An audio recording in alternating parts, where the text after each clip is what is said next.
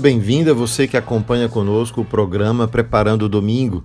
Eu sou Carlos André e nós vamos juntos ler os textos do livro do Gênesis, o Salmo 137, Carta de São Paulo aos Colossenses e Lucas, do Evangelho de São Lucas. Esses são os textos do 17º domingo do tempo comum.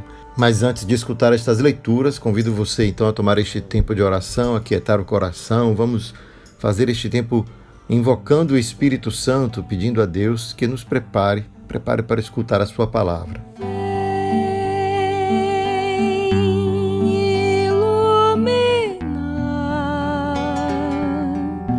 Vem inspirar o pensamento, ó, vem Espírito, língua de fogo, chama de amor, sopro. A primeira leitura, portanto, tirada do livro do Gênesis, nos oferece um episódio da vida de Abraão. Abraão, que é este personagem tão importante da história. Ele está no início, na origem, é o pai da fé das três grandes, maiores religiões do mundo. Primeiro, o judaísmo, porque é através da Bíblia que chegou até nós as histórias de Abraão. E, por fim, o cristianismo, porque, afinal, somos também herdeiros de Jesus, aquele que, sendo judeu, viveu a fé judaica. E, por último, claro, o islamismo, aquele que recebeu, portanto, as tradições judaicas, cristãs, de tudo aquilo que na história da humanidade Deus havia revelado, feito. Então vamos escutar hoje um pequeno episódio da vida deste personagem tão importante. Diz assim: naqueles dias o Senhor disse a Abraão: o clamor contra Sodoma e Gomorra cresceu e agravou-se muito o seu pecado. Vou descer para verificar as suas obras, se suas obras correspondem ou não ao clamor que chegou até mim. Partindo dali, os homens dirigiram-se a Sodoma, enquanto Abraão ficou na presença do Senhor. Então, aproximando-se, disse a Abraão: vais realmente exterminar o justo com o ímpio? Se houvesse 50 justos na cidade, acaso irias exterminá-los? Não pouparias o lugar por causa dos 50 justos que ali vivem? Longe de ti agir assim, fazendo morrer o justo com o ímpio, como se o justo fosse igual ao ímpio. Longe de ti. O juiz de toda a terra não faria justiça? O Senhor respondeu: se eu encontrasse em Sodoma 50 justos, pouparia por causa deles a cidade inteira. Abraão prossegue dizendo: estou sendo atrevido em falar a meu Senhor, eu que sou pó e cinza. Se dos 50 justos faltassem 5, destruirias por causa dos 5 a cidade inteira?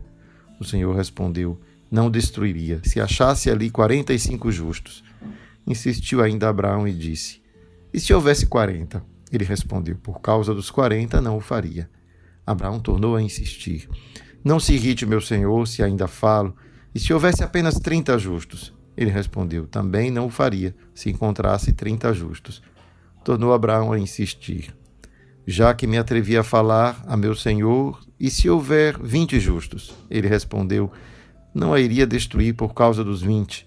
Abraão disse: que o meu senhor não se irrite se eu falar só mais uma vez. E se houvesse apenas 10? Ele respondeu: por causa dos 10 não a destruiria. Palavra do Senhor. E ali o texto então se conclui com essa negociação de Abraão, que faz recordar um pouco o estilo oriental, aquele estilo da pechincha, que vai pechinchando para ver se consegue baixar o preço até o limite da paciência até do vendedor. Esse estilo de vida muito conhecido no Oriente parece ainda se reproduzir aqui nesse texto bíblico, em que Abraão tomou essa ousadia de dialogar com Deus, intercedendo por uma cidade como a cidade de Sodoma, conhecida na Bíblia pela sua incapacidade de viver de maneira honesta, justa. Afinal, a cidade de Sodoma acaba encarnando um pouco o modelo da cidade ímpia. E a gente pode, claro, imaginar não apenas questões ligadas à justiça ou à injustiça, mas todo tipo de imoralidade, pelo menos diante de uma concepção antiga, aquilo que se passaria em Sodoma. O importante é que Sodoma é um modelo de cidade pecadora e que assim Abraão está justamente intercedendo por esta cidade, o que já nos mostra uma antecipação, né? A gente vê ali o quanto aquilo que nós como cristãos dizemos, Jesus morreu por nós quando ainda éramos pecadores, né? Pai, perdoa-lhes porque não sabem o que fazem. É um pouco Jesus que intercede pelos pecadores, e aqui a gente vê já Abraão, que já fez isso. Mostra o quanto essa nossa relação com Abraão, né? Ela é profunda, ela já nos remete a Cristo quando pensamos naquilo que Cristo realizou definitivamente na cruz. Bom, Abraão reivindica a justiça, afinal ele sabe que o Deus a quem ele ama é um Deus justo, e nessa negociação, como se Deus estivesse colocando à prova Abraão, coloca à prova a justiça de Abraão. Será que Abraão vai ser capaz de perceber que a justiça da qual ele, Deus, defende, Abraão também deve dar provas de ter a mesma preocupação? Então, a gente não vê aqui Deus sendo provado, mas é muito mais Abraão que é provado no seu senso de justiça. E Deus vai cedendo a cada uma das palavras que Abraão vai dando. E a gente sabe no decorrer da história que não precisou nem os 10 que Abraão havia requisitado, né? Deus encontrou apenas Ló, e de Ló, então, conseguiu resgatar. E mais ainda, a gente não poderia nem dizer que Ló era um dos justos. A história não mostra Jó como um justo, mas mostra Jó um que foi resgatado por causa da intercessão de Abraão. Então, por causa de Abraão é que Ló foi salvo e, portanto, Deus não encontrou os 10 justos que havia negociado. Na verdade, não encontrou nenhum, né? Jó foi resgatado apenas pela intercessão de Abraão, o que faz a gente ainda mais entender o quanto a Bíblia dá importância a esse personagem, né? Graças à fidelidade de Abraão, Deus salvou Ló. Mas esse não é parte da história de hoje. A história, o episódio que nós ouvimos hoje é o episódio da intercessão de Abraão, da prova de justiça que ele demonstrou diante de Deus ao negociar, e acima de tudo, essa revelação de um Deus justo, né? Um Deus justo, e que assim escuta junto com Abraão, dialoga com Abraão. Afinal, Abraão é o único personagem, né? Antes de Moisés. Aliás, nem mesmo Moisés tem um diálogo como esse que nós vemos aqui. Mostra ainda mais a importância de Abraão para as tradições bíblicas. Ele é tão importante que somente ele, na Bíblia inteira, teve um diálogo desse nível, né, com Deus. Assim a Bíblia retrata a figura de Abraão. Nenhum de nós precisaria imaginar um diálogo real, aquele que Deus estaria ao lado ali de Abraão conversando com ele. Mas a gente está entendendo o quanto o nosso autor bíblico quis nos revelar aquela relação íntima que Abraão tinha com Deus, ao ponto de ter até mesmo a possibilidade de dialogar com Deus neste modo. Nós todos dialogamos com o Senhor na oração, nós todos buscamos falar com Deus na oração, mas é lógico que nenhum de nós jamais teve ou teria, né, uma conversa desse tipo, né, em que Deus responde e Abraão dialoga dessa maneira. É assim então que a gente passa à leitura do Salmo, que diz: naquele dia em que gritei, vós me escutastes, ó Senhor. Lógico, a primeira leitura nos fala desta intercessão de Abraão e que Deus vai cedendo a cada pedido dele. E aqui o Salmo que elogia, ou melhor, que faz um louvor desta atitude de Deus. Naquele dia que gritei, vós me escutastes. Deus escuta o nosso grito, Deus escuta a nossa oração. Essa é a lição que nós recebemos do texto de Abraão, né? Deus que escuta a oração do justo, daquele que justamente intercede não apenas por si mesmo. O caso de Abraão, ele intercedia apenas por uma outra cidade, na qual ele imaginava que Deus pudesse poupar o seu sobrinho Ló, e assim invoca a justiça divina para poupar o seu sobrinho Ló. Mas aqui encontramos agora, na carta de São Paulo aos Colossenses, a reflexão que continua, e desta vez nós voltamos o nosso olhar para Cristo. Irmãos, com Cristo fostes sepultados no batismo. Com ele também fostes ressuscitados por meio da fé no poder de Deus, que ressuscitou a Cristo dentre os mortos. Ora, aquilo que nós dizíamos antes, né? Se Abraão, intercedendo pela cidade de Sodoma, encontrou uma escuta diante de Deus, muito mais a cruz de Cristo se tornou para nós um penhor de salvação, né? E continua: ora, vós estáveis mortos por causa dos vossos pecados, e vossos corpos não tinham recebido a circuncisão, até que Deus vos trouxe para a vida junto com Cristo, e a todos nós perdoou os pecados. Olha como Deus nos resgata quando ainda éramos pecadores, não porque nos tornamos bonzinhos, passamos a agir bem, agora Deus se interessou por nós. Deus se interessa por nós desde que nós nascemos, desde que nós existimos. Portanto, Ele mesmo cuida e nos acompanha. É por isso que somente um Deus assim de amor e misericórdia pode fazer vistas grossas para o nosso pecado, para as nossas faltas, e olhar para a pessoa, a essência. É o que Ele convida cada um de nós a fazer, não é? Afinal, quem de nós poderia atirar a primeira pedra.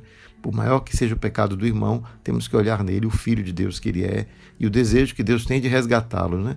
É aquela frase, bandido bom é bandido que voltou atrás na sua vida de pecado. E assim ele continua e conclui, existia contra nós uma conta a ser paga, mas ele a cancelou, apesar das obrigações legais, e eliminou pregando-a na cruz. E assim São Paulo usa uma linguagem que é a linguagem típica da sua época, não é? A gente vai ver o quanto ele usa uma linguagem jurídica, apagou as obrigações legais, porque ele está se referindo à lei de Moisés.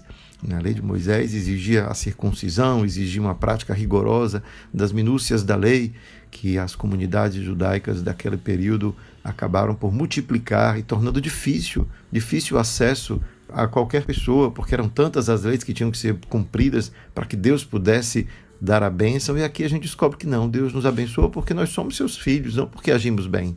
Não é como um pai e uma mãe ama o filho porque é o filho, não porque ele foi bonzinho a vida toda. Da mesma forma, aqui a gente descobre que Jesus nos revela assim, um pai que tem surpreendentemente traços humanos, não é? Que é capaz de ser bom, né, para os seus filhos, simplesmente por serem filhos. E ele vai e resgata, e é assim Cristo se tornou, né, para nós, por causa do seu sacrifício na cruz, aquele que nos obteve essa justiça que na história que nós lemos de Abraão, Deus buscou em Sodoma e não encontrou. Vejamos o quanto o nosso texto bíblico vai nos remeter sempre a essa relação da oração e da resposta de Deus a esta oração, na qual ele não olha para o pecado, mas olha para aquele a quem ele quer resgatar, e é em Cristo que isso se manifesta plenamente. Vamos então, nesse momento, ouvir a palavra de Jesus, escutando o Evangelho de São Lucas.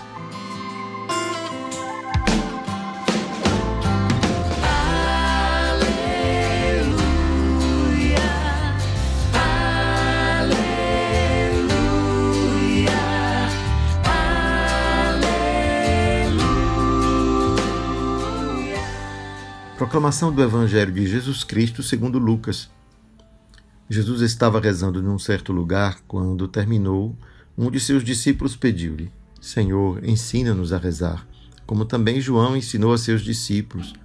Jesus respondeu, quando rezardes, dizei, Pai, santificado seja o teu nome, venha o teu reino, dá-nos a cada dia o pão de que precisamos e perdoa-nos os nossos pecados, pois nós também perdoamos a todos os nossos devedores, e não nos deixes cair em tentação. E Jesus acrescentou, se um de vós tiver um amigo, e for procurá-lo à meia-noite e lhe disser, amigo, empresta-me 3 pães, porque um amigo meu chegou de viagem e nada tenho para lhe oferecer. E se o outro responder lá de dentro, não me incomoda, já tranquei a porta, e meus filhos e eu já estamos deitados. Não me posso levantar para te dar os pães. Eu vos declaro, mesmo que o outro não se levante para dar-los porque é seu amigo, vai levantar-se ao menos por causa da impertinência dele, e lhe dará quanto for necessário. Portanto, eu vos digo, pedi e recebereis, procurai e encontrareis, batei e vos será aberto. Pois quem pede, recebe, quem procura, encontra, e para quem bate, se abrirá.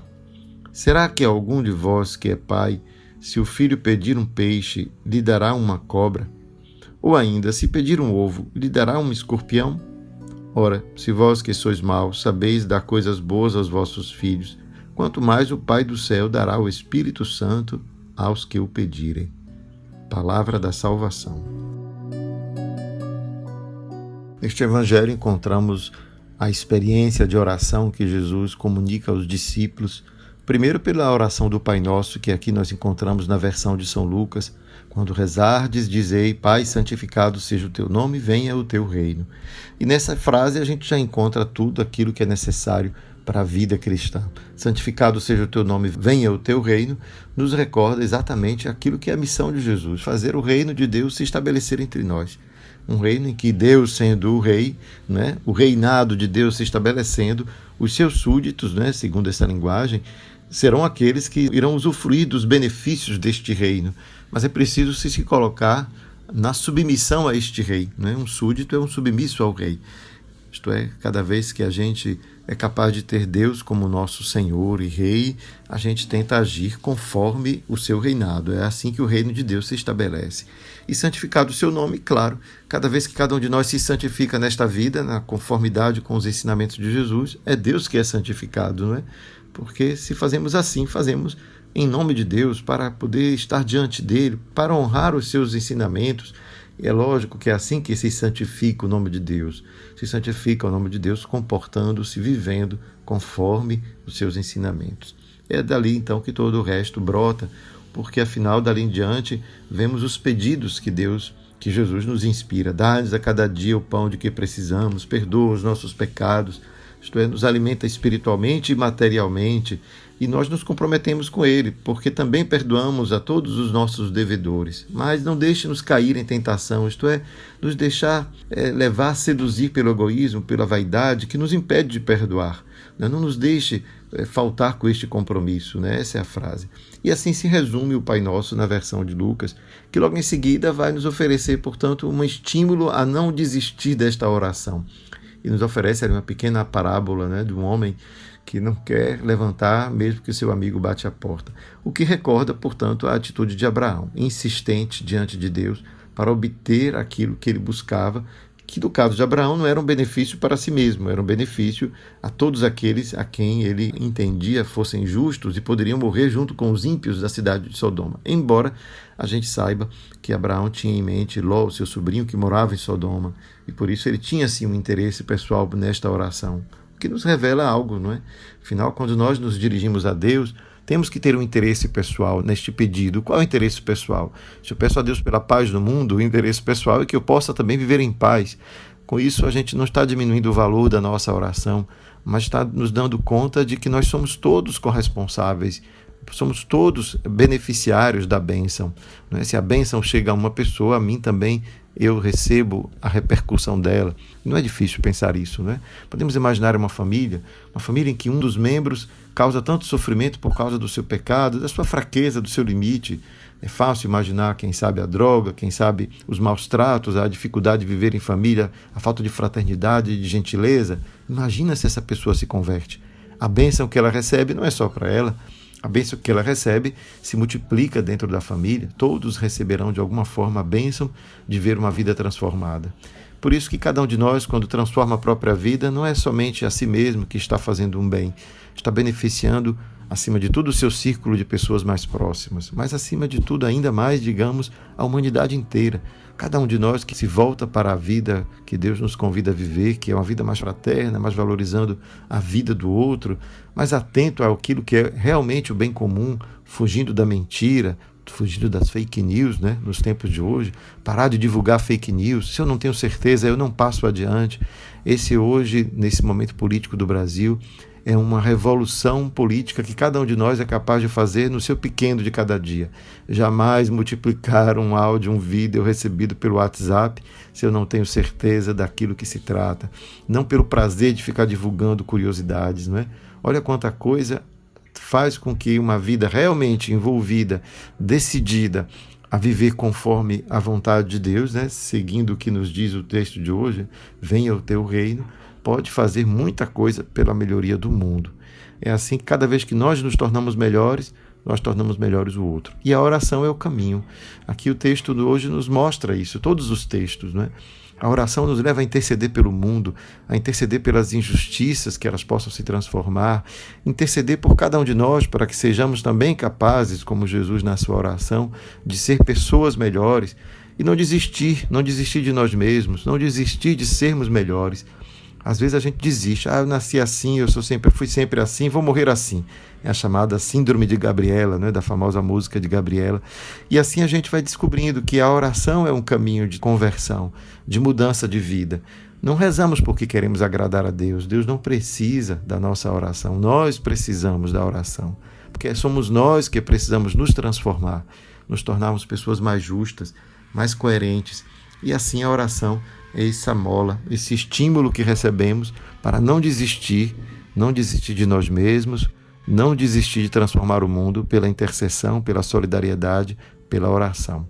Que os textos de hoje nos estimulem, assim, a nos encorajar, a não perder a esperança, a descobrir que pela oração Deus pode sim mudar as montanhas do nosso orgulho, da nossa vaidade, né? Transformar tudo aquilo que dentro de nós nos impede de ser irmão e assim de sermos solidários como foi Abraão. Que o Evangelho de hoje nos convença, né? Nos convença realmente que Deus escuta a oração insistente, não porque Ele fica esperando a nossa insistência para realizar, Ele quer muito mais, Ele quer antes de nós mesmos a nossa conversão, mas é porque Deus quer provar a nossa perseverança. Você está decidido realmente a mudar? Persevere na oração. Está decidido realmente a ser mais irmão um para o outro? Reze uns pelos outros e descubra o quanto a transformação do mundo não acontecerá sem passar pela sua transformação pessoal. Amém.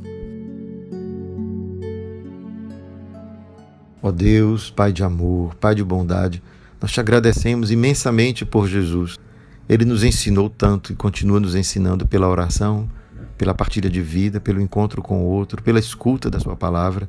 Ajuda-nos, portanto, a converter-nos, a tornarmos-nos pessoas mais solidárias, que a oração nos ajude a ganhar confiança de que somos capazes de ser pessoas melhores, pessoas mais atentas ao bem comum.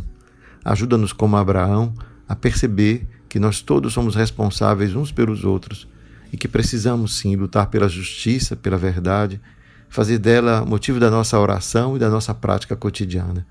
Que seja a verdade aquilo que nos guia. A verdade que, acima de tudo, é aquela que nos transforma, porque nos faz nos reconhecer como somos, nos faz olhar para dentro, para este espelho, para que antes de apontar o dedo, possamos antes nos reconhecer também frágeis e humildemente pedir ao Senhor que nos converta, que a oração seja este espaço de escuta de si mesmo, de escuta do próprio coração e de partilha de vida com Deus que nos escuta e nos anima a rezar sempre. Obrigado, Senhor. Obrigado pela Tua presença em nossa vida. Abençoa-nos hoje e sempre, Pai, Filho e Espírito Santo. Amém. Ensinai-nos, Senhor, a rezar. Ensinai-nos, Senhor, a rezar. Ensinai-nos, Senhor, a rezar. Ensinai-nos, Senhor, a rezar. Senhor, eu clamo por vós, socorrei-me. Quando eu grito, escutai minha voz. Minha oração suba a vós como incenso, e minhas mãos como oferta da tarde.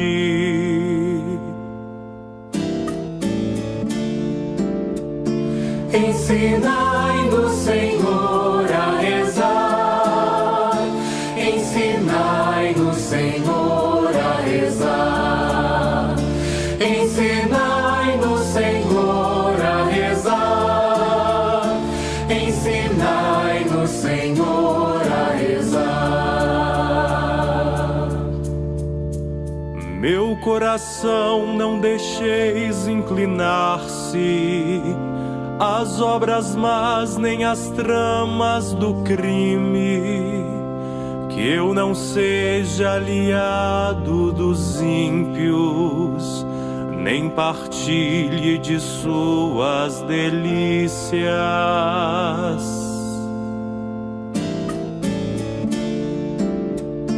Ensinai-nos, Senhor, a rezar. Ensinai-nos, Senhor, a rezar. Ensinai-nos, Senhor, a rezar. Ensinai-nos, Senhor, a rezar. Preparando o domingo para viver melhor o dia do Senhor.